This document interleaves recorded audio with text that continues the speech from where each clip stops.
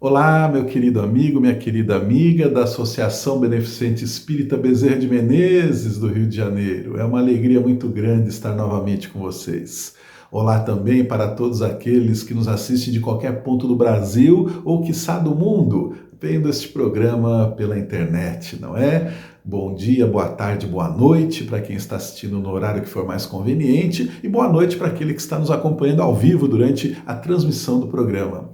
Nossa fala de hoje será baseada no Evangelho segundo o Espiritismo, capítulo 15, cujo tema é Fora da Caridade não há salvação. O título desta conversa é A Caridade e Você. Olha só que coisa interessante, não é? A caridade e você. Ou seja, estamos falando diretamente a cada um de nós, ao nosso coração. Não vamos analisar os comportamentos alheios, não vamos ver aquilo que o nosso vizinho faz, aquilo que a nossa esposa, os nossos filhos, o nosso marido, nossos parentes, nossos amigos fazem. Não, vamos falar daquilo que nós fazemos, porque como tudo que acontece, a cada um será dado segundo as suas próprias obras, foi o que Jesus nos ensinou. Então não importa, não é a vida alheia, não importa se o meu vizinho, se o meu colega de profissão, não importa se o meu parente, não importa se aquela pessoa que mora debaixo do mesmo teto que eu pratica a caridade ou não. O que vai interessar quando retornarmos ao mundo espiritual será aquilo que cada um de nós tiver feito, aquilo que eu tiver feito.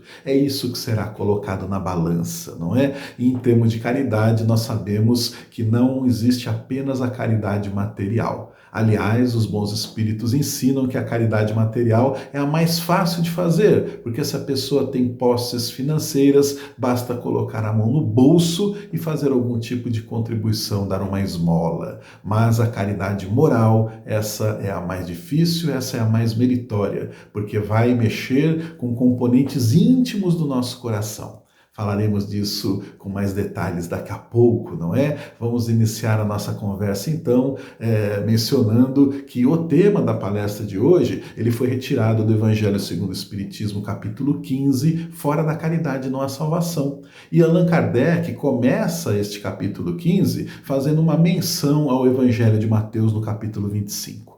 Neste capítulo 25, o evangelista Mateus vai elencar então uma série de histórias, de parábolas contadas por Jesus, e uma delas é a que Kardec colocou aqui. Jesus compara o reino dos céus a um reinado mesmo, não é? A um império onde o rei, aquela figura poderosa, que pode ser uma simbologia para Deus, não é? Naquela linguagem que Jesus estava falando, este rei vai julgar o seu povo e ele vai passar à direita e à esquerda aqueles que merecerem ou não merecerem a salvação. Por que esquerda e direita? Isso era uma linguagem utilizada na época, não é? Aqueles que iam à esquerda do rei era porque tinham feito alguma coisa errada. E os que iam à direita é os que mereciam a sua consideração, mereciam a sua recompensa. Então esse rei reúne a multidão à sua frente, estou contando com as minhas palavras, não é? Quem quiser pega o Evangelho de Mateus, lá capítulo 25, vai ver direitinho como foi que o evangelista escreveu.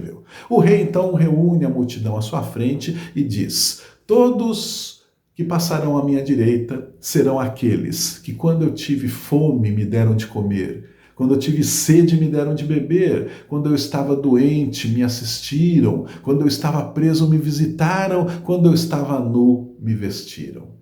E aí então a multidão falará assim: mas rei, quando foi que nós te vimos com fome, com sede, preso, enfermo ou nu e não te atendemos? Aí o rei diz: todas as vezes que vocês fizeram isso ao menor dos meus irmãos, foi a mim mesmo que fizeram.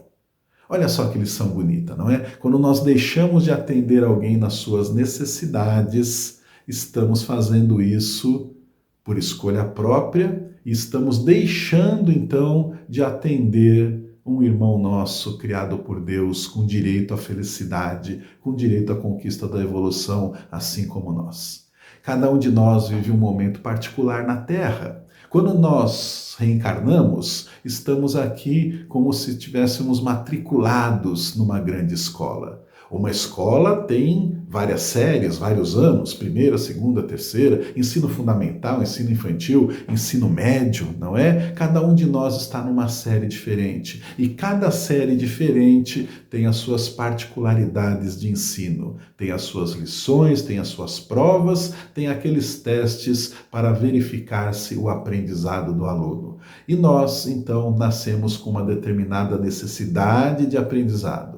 Por conta de nossas vidas passadas, nós voltamos ao planeta Terra com acertos a realizar, com reconciliações para fazer, com perdão para praticar e, junto a tudo isso, com provas para testar a nossa fé, a nossa paciência, a nossa resignação, para continuarmos evoluindo na infinita escada da ascensão espiritual. Então, cada um de nós tem a prova que necessita. É muito interessante lembrar que o nosso querido Chico Xavier disse certa vez que na reencarnação ninguém erra de endereço.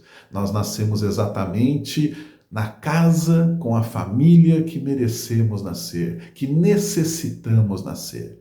Aqueles pais, pai e mãe que podem ser mais ou menos amorosos, mais ou menos negligentes, aquela esposa ou marido que depois conquistamos, que nos dão mais ou menos atenção, aqueles filhos que porventura tenhamos, que são mais carinhosos ou mais rebeldes, todos estamos reunidos exatamente no lugar que precisamos. E essa precisão que a reencarnação nos proporciona para o nosso aprendizado se estende além dos muros do nosso lar. Vai para o nosso ambiente de trabalho, vai para o local onde praticamos a nossa religiosidade, enfim, permeia a nossa vida em todos os campos, porque nós somos atraídos para aquelas situações que precisamos passar para a nossa reeducação espiritual, para a nossa aquisição moral, para o nosso desenvolvimento intelectual. Então, na reencarnação, ninguém erra de endereço.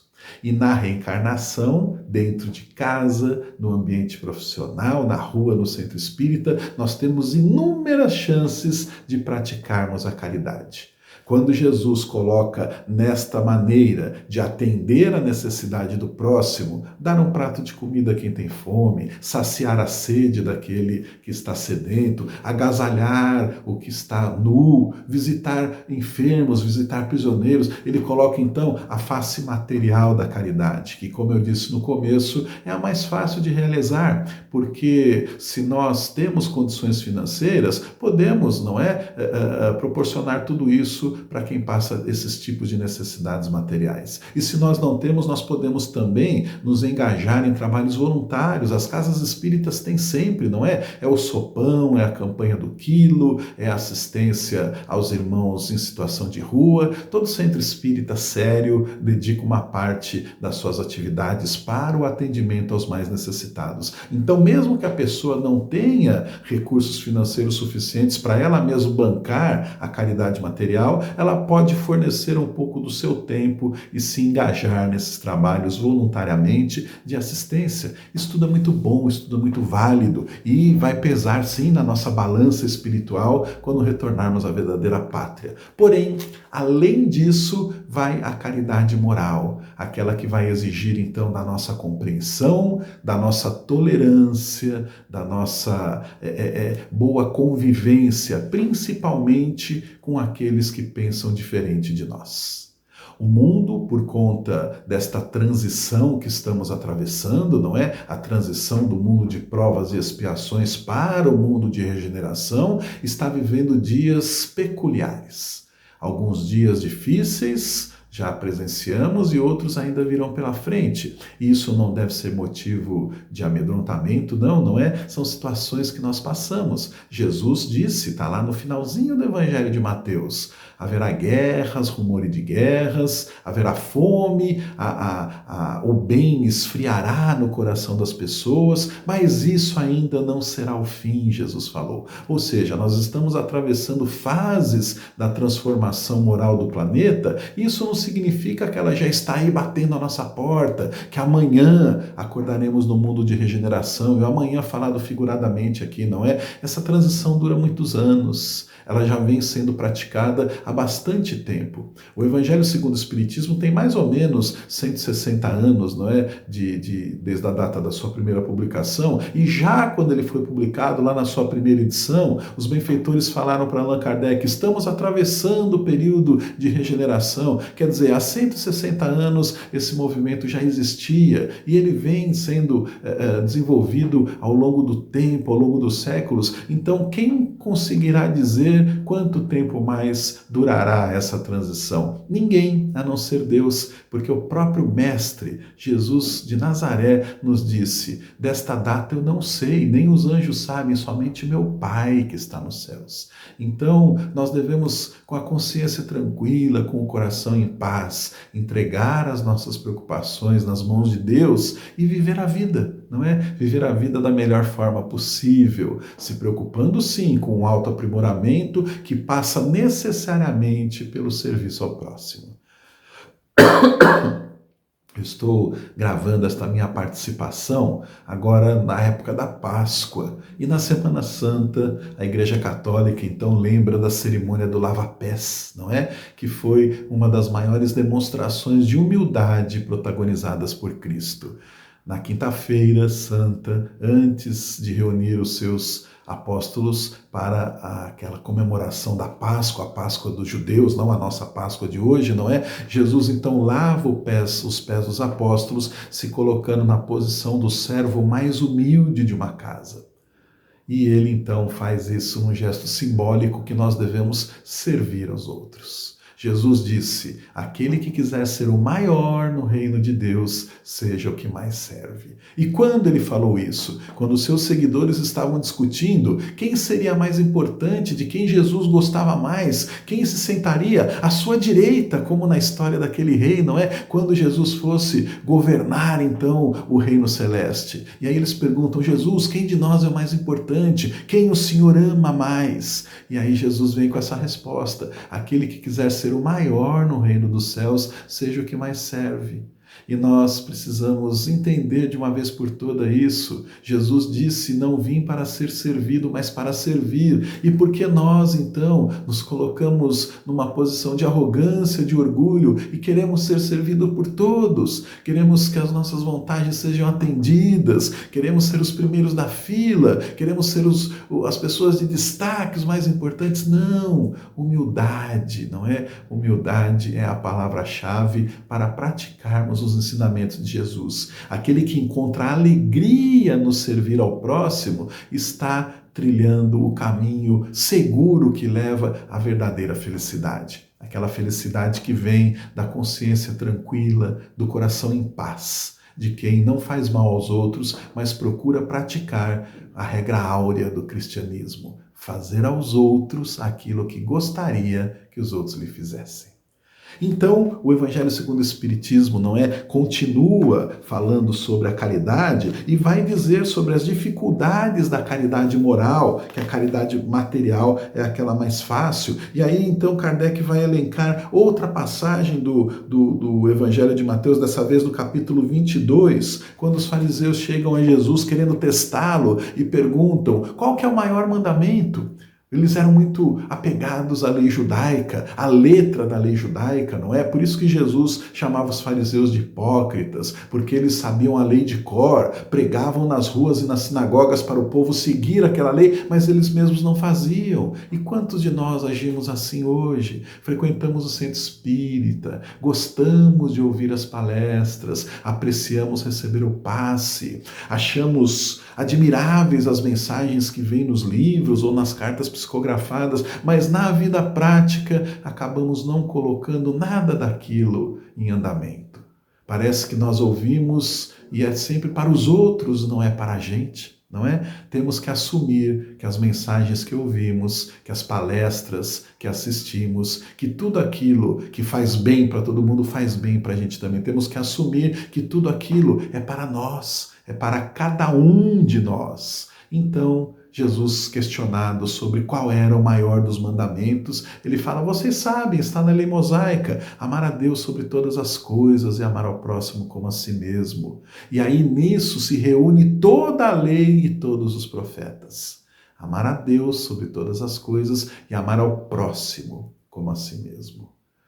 Chico Xavier uma vez foi questionado sobre o que a humanidade deveria fazer para conquistar a felicidade. E ele responde: Jesus pediu tão pouco de nós, ele pediu apenas que nos amássemos uns aos outros. O verbo amar resume toda a doutrina ensinada por Jesus. Pois quem ama não julga, quem ama perdoa, quem ama ajuda aquele que mais necessita, quem ama sacrifica-se em benefício do ser amado. E é isso que Jesus espera de nós, que nos amemos.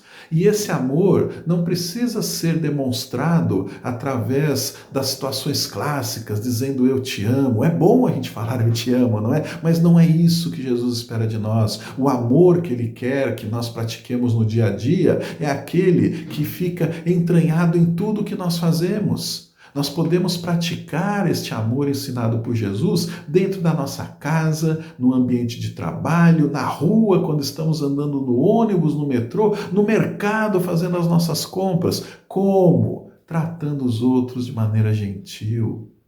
Tentando compreender que aquele, às vezes, que nos atende de uma forma mais ríspida, pode estar enfrentando algum tipo de problema na sua casa. Quantos vendedores e vendedoras vão trabalhar deixando o filhinho doente, com febre, sob os cuidados, às vezes, de um irmão um pouquinho mais velho só? E aí a pessoa vai com o coração apertado para o seu serviço, porque não pode faltar, não é? E aí, então, fica ali com a cabeça em casa, não prestando atenção direito no que faz, e pode ser esse o atendente da padaria, pode ser o vendedor de uma loja de sapatos, pode ser até um motorista distraído na rua que nos dá uma fechada, pode ser o colega que senta na nossa mesa ao lado, dentro de um escritório. Cabe a nós compreender, cabe a nós tolerar, cabe a nós perdoar essas situações e, se possível, ajudar, não é? Como que nós podemos colocar o amor em prática dentro do nosso lar, tratando a todos sempre com gentileza, com carinho? Aquele parente mais difícil, às vezes nós recebemos como filhos espíritos que vêm acertar contas conosco. E aí, durante a infância, fazem que o espírito está como se fosse um livro de páginas em branco para ser preenchido pelos pais, não é? Pai e mãe têm um papel fundamental na educação das crianças, na formação do caráter, não é? Daquela criança, porque depois de alguns anos, dos 7 para frente, aí até os 14 mais ou menos, aquele espírito vai misturar a influência que ele recebeu dos pais, dos professores, de quem convive com eles, com as próprias características. E aí pode ser que isso desague na rebeldia dos adolescentes, não é? Então pai e mãe precisam ter paciência, precisam tratar amorosamente o adolescente rebelde. Às vezes os nossos próprios pais nos tratam não com tanto carinho assim e devemos ter a tolerância e a compreensão para entendermos o que está se passando na vida deles. Esposo, esposa, não é marido ou mulher, que no início do casamento é uma coisa e depois parece que se transforma. E aí, onde entra a nossa participação nisso? Qual que é a frustração do nosso companheiro ou companheira? Por que ele está agindo daquele jeito? Por que o nervosismo? Por que a revolta? Dentro de casa, então, temos uma infinidade de oportunidades de praticarmos o amor ensinado por Jesus. No nosso ambiente de trabalho também. Imagine que nós estejamos fabricando uma garrafa de água. Vou pegar uma garrafinha de água aqui, ó, como essa daqui, não é uma garrafinha de água, e eu sou responsável por fazer todo o processo industrial que vai resultar na tampinha desta garrafa d'água. Que eu coloque amor naquilo que eu estou fazendo, que eu faça aquilo com boa vontade, com alegria, porque creiam, porque isso é verdade. A pessoa, depois que comprar essa garrafa d'água, na hora que ela abrir e tirar a tampinha, ela vai receber uma parte da boa ou da má energia que nós colocamos nessa tampinha. E isso em tudo que nós fazemos.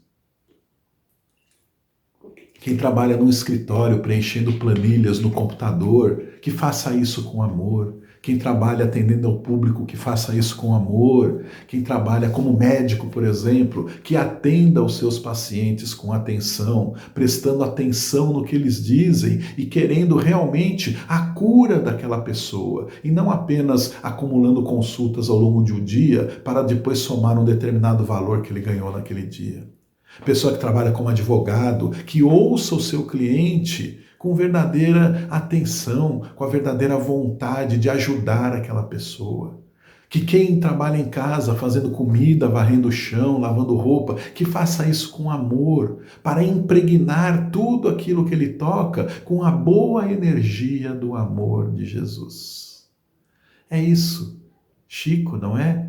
Jesus pediu tão pouco, que nos amemos uns aos outros. Esse amor pode ser traduzido de várias formas. E quem tem a oportunidade, sim, que faça a caridade. Porque nessa história que Jesus conta, não é? Atender a quem tem fome, a quem tem sede. Sim, precisamos de dinheiro para fazer isso. Então quem tem condições que faça. E como fazer isso? Aqui em São Paulo, onde eu moro, praticamente em toda esquina tem alguém em situação de rua, não é? Morando ao relento. Tem crianças na calçada pedindo dinheiro na hora que o farol fecha, que o semáforo fica vermelho, e aí vão até a janela do carro pedir uma moeda. Que nós, se não tivéssemos moeda, que tenhamos pelo menos pacote de bolacha para dar para essas crianças, um biscoito. Ou se não tivermos nem isso, que respondamos com um sorriso para aquele que nos aborda. Às vezes essas pessoas passam invisíveis durante todo o dia. E um sorriso nosso, um olhar atencioso, pode mudar o dia daquelas pessoas. Isso é praticar o amor. Praticar o amor é entender que precisamos muito pouco para sermos felizes aqui na Terra. E que às vezes nós nos afundamos num oceano de ilusões que nos exige cada vez mais e mais e mais dinheiro, mais atenção, mais horas na internet. Não é? Tem pessoas que passam o dia olhando para a tela do seu celular, vivendo a vida dos outros. Ai, como eu gostaria de ir nesse restaurante que a minha prima está agora, ela postou no Instagram. Puxa vida, como eu queria fazer essa viagem que o meu amigo fez e está aqui no TikTok. Como eu queria estar nessa festa ou nesse show que fulano está e está postando aqui na rede social. Nós ficamos vivendo a vida dos outros e ficamos frustrados por não conseguirmos nós mesmos realizarmos aquelas coisas. E com isso perdemos a oportunidade de levantarmos a cabeça e observarmos ao nosso redor a maravilha que Deus colocou à nossa frente. Flores desabrochando com perfumes e cores variadas no jardim da calçada. Pássaros cantando e voando nas árvores na rua de casa. A natureza se mostrando com toda a sua maravilha no nascer e no pôr do sol, quando o céu é tingido de vermelho, de rosa, de violeta. Espetáculos gratuitos que estão aí à nossa frente, mostrando a majestade de Deus e que nós não prestamos atenção por estarmos mergulhados num mundo fantasioso. Precisamos despertar para isso. Eu disse que estou gravando esse programa na época da Páscoa, que a Páscoa seja essa renovação, não é? Que ela já passou, quando vocês estiverem assistindo isso, eu acho que ela já vai ter passado, mas que o sentimento de renovação perdure em nós. Renovação íntima, desejo real de querer conquistar a felicidade. Quando nós percebemos o que é importante na vida, várias outras coisas que nos afligiam, que nos causavam sofrimento, que pesavam sobre os nossos ombros, deixam de ter valor e passamos então a prestar atenção naquilo que realmente interessa. O livro A Eterna Mensagem do Monte, psicografado por Célia Xavier de Camargo, escrito pelo espírito de Leon Tolstói, traz uma mensagem, uma história muito bonita.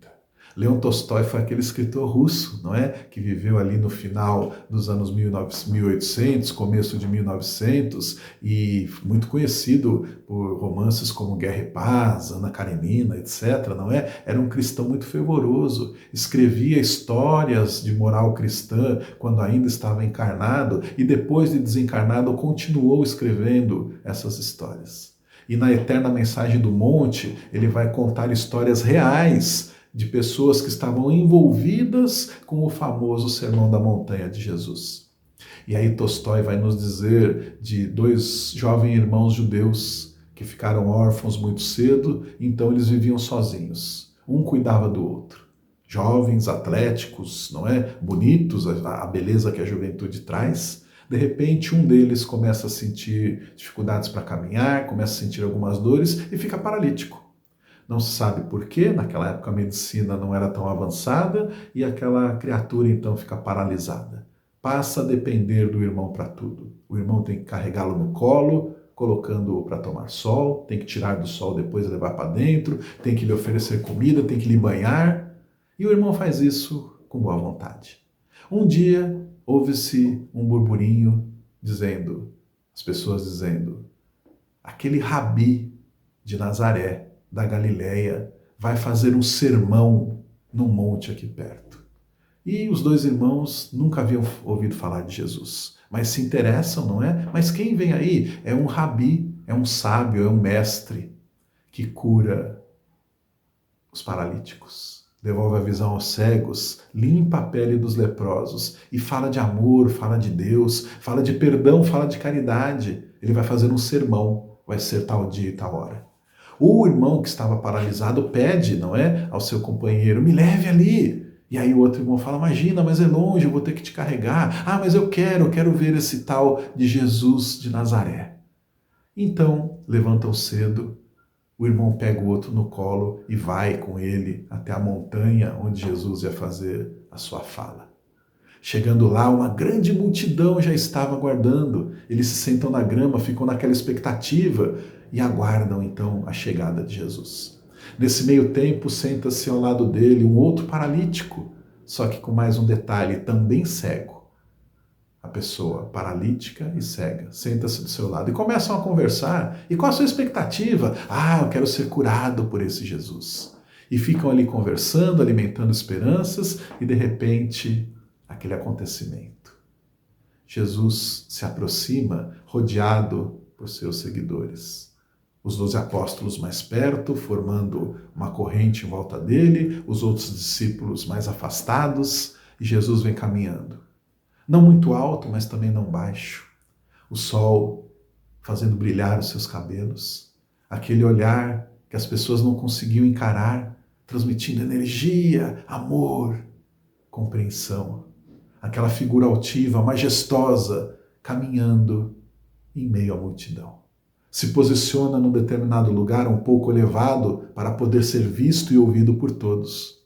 E começa então a falar das bem-aventuranças. E fala, e fala, e fala durante muitas horas. E fala, faça aos outros aquilo que você gostaria que ele fizesse. E fala, e fala, e fala. E aquelas palavras vão caindo como bálsamos no coração de todos. E o irmão paralítico então vai recebendo aquilo com um sentimento que ele não sabia definir, uma sensação de bem-estar, uma vontade de chorar, uma alegria de estar ali. No final então da pregação, Jesus começa a atender os necessitados. Os seus apóstolos formam uma fila longuíssima, não é? Muitas pessoas doentes, muitas pessoas necessitadas do corpo e da alma. E vagarosamente, então, aquela fila anda, e o paralítico sendo carregado no colo por seu irmão. Logo atrás dele, o outro amigo recém-adquirido, paralítico e cego também. E vai, e a fila vai, e as horas passam. Chega um determinado ponto, os apóstolos dizem assim, Jesus vai atender até ali, e depois vamos encerrar, porque ele já está ficando cansado. E o até ali era justamente o lugar da fila onde estava o irmão paralítico. Ele olha para o irmão mais velho, não é, que cuida dele, e uma alegria imensa toma conta dos dois, porque ele será atendido por Jesus. Então, os atendimentos continuam, ele vai se aproximando, algo no seu coração acontece. Ele olha para trás, vê o paralítico e cego que havia conhecido há pouco. E na hora que chega a sua vez de ser atendido por Jesus, ele não consegue falar nada. E Jesus também não fala nada com ele, só olha para ele. A troca de olhares diz tudo. Ele sai da frente, dá lugar ao paralítico e cego. Jesus impõe a mão sobre aquele outro jovem que sai correndo, gritando e pulando. Eu ando, eu vejo, fui curado. Milagre. O irmão sadio fica sem entender. Pega o irmão no colo, volta para casa, os dois calados. E na cabeça, não é daquele que carregava, pensa assim, mas por que será que ele deu lugar para ele, para o outro? Mas no coração do irmão que voltou para casa paralítico, existia uma paz que ele nunca havia sentido. Ele havia absorvido realmente a mensagem de Jesus. Faça aos outros o que você gostaria que lhe fosse feito. Chegam em casa, depois de uma caminhada longa. O irmão coloca o paralítico na cama, vai fazer alguma coisa lá dentro, e na hora que o paralítico quer virar de lado, que sempre precisava da ajuda do irmão para fazer isso, ele percebe que consegue se movimentar. E tenta, coloca as pernas para fora da cama, fica de pé e caminha. A cura havia sido feita também, porque ele entendeu no fundo do seu coração: aquilo que eu quiser para mim, eu faço para os outros. E o que eu fizer para os outros pode acontecer para mim também. Essa é a história de Leon Tolstói no livro A Eterna Mensagem do Monte. Uma história verídica, uma história real. Quantas e quantas vezes nós desejamos o nosso próprio bem-estar, ou o bem-estar daqueles que são muito próximos a nós, nossos filhos, nossa esposa, nosso marido, e ignoramos a pessoa que está na rua, passando frio, passando fome. E nós, dentro de uma casa confortável, com agasalho, com alimento em abundância, felizes da vida, continuamos mergulhados na ilusão de que é possível conquistar a felicidade dessa maneira. Falando novamente do mundo de regeneração, quando que este mundo será definitivamente implantado na Terra? Quando houver uma regeneração da população, não serão eventos externos que promoverão a regeneração do mundo. Pode haver guerras, pode haver cataclismas intensos, inundações, tsunamis, terremotos, pode haver o que for, mas a mudança do planeta será apenas quando acontecer a mudança dos seres que o habitam, de nós. Quando compreendermos essa eterna mensagem do monte de Jesus, praticarmos a caridade em tudo o que fizermos, financeiramente, moralmente, compreendendo, tolerando, não julgando, aí sim a regeneração se operará na Terra. Quando entendermos definitivamente o que Jesus quis dizer com amai-vos uns aos outros, como eu vos amei, nós estaremos muito próximos da regeneração. A prática da caridade e o verbo amar não andam nunca dissociados. Ao contrário, caminham de mãos dadas, porque aquele que pratica a caridade ama, e aquele que ama pratica a caridade. No final do capítulo 15 do Evangelho segundo o Espiritismo, existe uma mensagem de Paulo, o apóstolo dos gentios, que diz o seguinte: meus filhos, na máxima fora da caridade não há salvação, estão contidos os destinos dos homens sobre a terra e sobre o céu.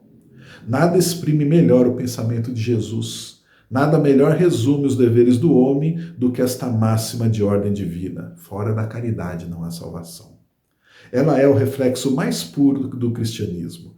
Com essa orientação, o homem jamais se transviará. Aplicai-vos, portanto, meus amigos, a compreender-lhe o sentido profundo e as consequências de sua aplicação, e a procurar por vós mesmos todas as maneiras de aplicá-la. Submetei todas as vossas ações ao controle da caridade, e a vossa consciência vos responderá. Não somente ela evitará que façais o mal, mas ainda vos levará a fazer o bem. Fazei, pois, que ao vos verdes, se possa dizer que o verdadeiro espírita e o verdadeiro cristão são uma e a mesma coisa, porque todos os que praticam a caridade são discípulos de Jesus, qualquer que seja o culto a que pertençam. Vamos amar, vamos praticar a caridade, sempre sob as bênçãos de Jesus. Agradeço muito a atenção de vocês e, ao mesmo tempo, eu rogo ao nosso Pai querido, Deus, nosso Criador, que abençoe a nossa semana, que abençoe a nossa vida, que nos ajude a praticar a caridade, que fortaleça a nossa fé, que fortaleça a nossa saúde física, a nossa saúde espiritual, para que sejamos dignos de ser chamados de espíritas e de cristãos. Muito obrigado a todos mais uma vez, que a Deus a todos abençoe. Fiquem em paz.